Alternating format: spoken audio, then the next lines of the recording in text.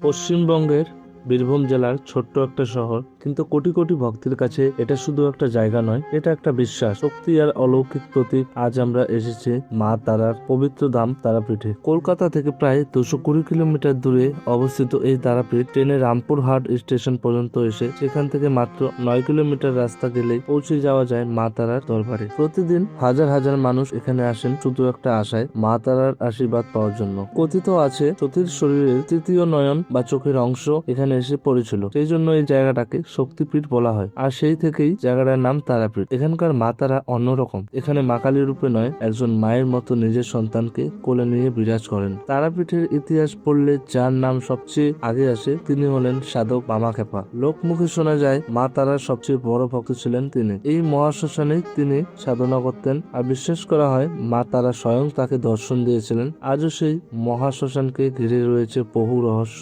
আর অলৌকিক কাহিনী। যদি তারাপীঠে পুজো দিতে আসেন তাহলে খুব ভোরেই আসা সবচেয়ে ভালো। ভোরের মঙ্গল আরতি আর সকালের পরিবেশ সত্যি মন ছুঁয়ে যায়। এখানে সাধারণ পুজো থেকে বিশেষ পুজো সব রকমের ব্যবস্থা রয়েছে। মন্দিরের বাইরে অনেক দোকানে পুজোর ডালা পাওয়া যায়। তারাপীঠে থাকার জন্য ছোট বড় অনেক হোটেল রয়েছে। এছাড়াও এখানে বাঙালি খাবারের স্বাদও অসাধারণ। সন্ধ্যেবেলায় যখন মন্দিরে আরতি শুরু হয়, শঙ্খ ঘন্টা জয় মা তারা ধ্বনিতে পুরো পরিবেশটা যেন অন্যরকম হয়ে ওঠে। তারাপীঠ শুধু একটা মন্দির নয়, এটা একটা ভক্তি, বিশ্বাস আর মায়ের আশীর্বাদের এক অপূর্ব অনুভূতি। জয় মা তারা। মা তারার আশীর্বাদে ভরে উঠুক সারা জীবন।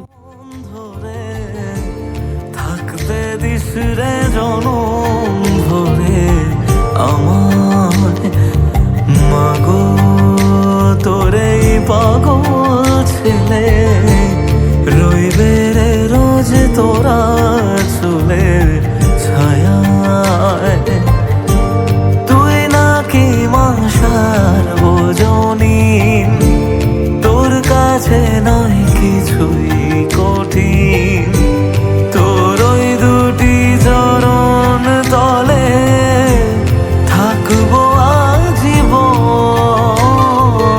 শ্যামা মা তোর চরণ ধরে থাকতে দিস রে জনম ভরে আমায়।